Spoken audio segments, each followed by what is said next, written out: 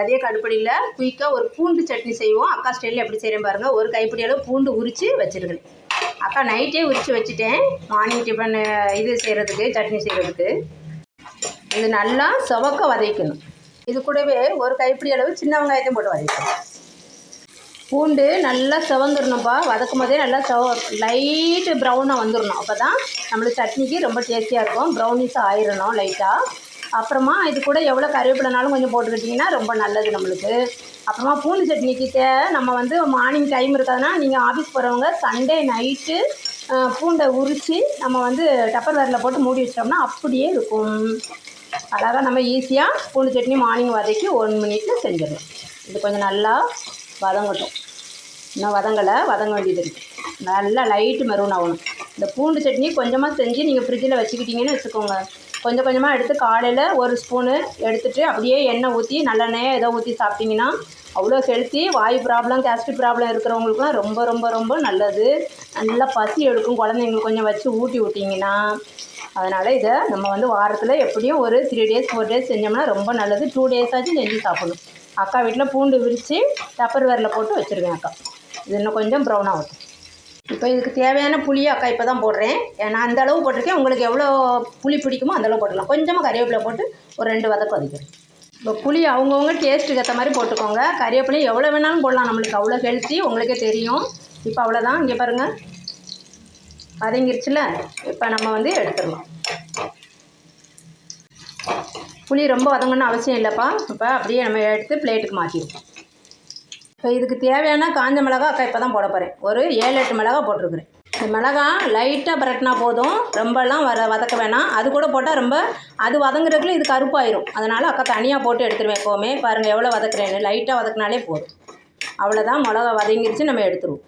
அப்படியே எடுத்து பிளேட்டுக்கு மாற்றிடலாம். அப்படியே கொஞ்சம் ஆறட்டும்.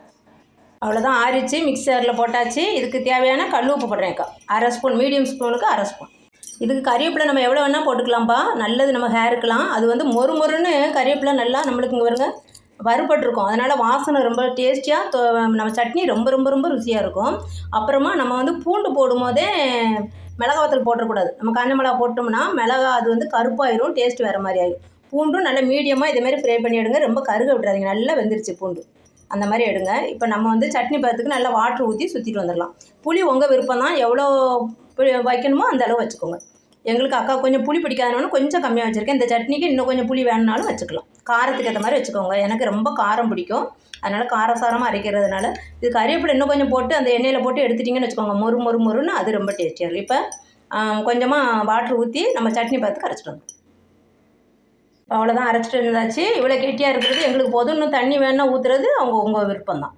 இதை பவுலுக்கு மாற்றிட்டு சின்னதாக ஒரு தாளசம் போட்டுடலாம். கண்டிப்பாக கறிவேப்பிலை சேர்த்துருங்க. கறிவேப்பிலை வந்து நம்மளுக்கு சுகருக்கு ரொம்ப நல்லது. நார்சத்து இருக்குது. மலச்சிக்கலுக்கு நல்லது. ஹேர் க்ரோத்துக்கு ரொம்ப ரொம்ப நல்லது. இதில் வந்து எண்ணெயில் பொரிச்சு எடுத்துடுறோமா ரொம்ப டேஸ்டியாக இருக்கும் அந்த கறிவேப்பிலை.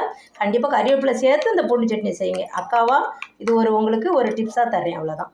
இப்போ வந்து இதுக்கு பவுலுக்கு மாற்றிட்டு ஒரு சின்னதாக ஒரு தாளசம் போட்டுருவோம். அக்கா தாளிப்பு கரண்டி ஒன்று வச்சுருக்கிறேன். அதில் 1/2 ஸ்பூன் கடுகு, 1/2 ஸ்பூன் உளுத்தம்பருப்பு போட்டுக்கலாம்.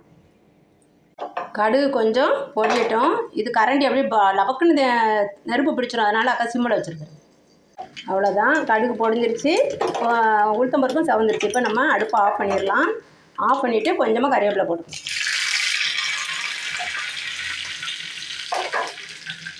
தாளசத்தை எடுத்து நம்ம சட்னியில் ஊற்றிக்கலாம்.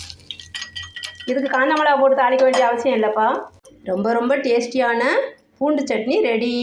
அக்கா அடுப்படியில் இப்படி தான் அக்கா வந்து எங்கள் வீட்டு பூண்டு சட்னி இதுதான். ரொம்ப ரொம்ப ரொம்ப டேஸ்டியாக இருக்கும். நீங்களும் இதேமாதிரி அக்கா மெத்தடில் பூண்டு சட்னி செஞ்சு பார்த்துட்டு அக்கா கமெண்ட்டில் சொல்லுங்கள் எப்படின்னு சொல்லி. ரதி அக்கா அடுப்படிக்கு சப்ஸ்கிரைப் பண்ணுங்கள், லைக் பண்ணுங்கள், ஷேர் பண்ணுங்கள். சூப்பரான பூண்டு சட்னி நீங்கள் ஃப்ரிட்ஜுக்குள்ளே ஒரு பாக்ஸில் வச்சுட்டு நெக்ஸ்ட் டே ஈவினிங் டின்னருக்கு எல்லாம் யூஸ் பண்ணலாம். ரொம்ப ரொம்ப சூப்பராக இருக்கும். தேங்க்யூ.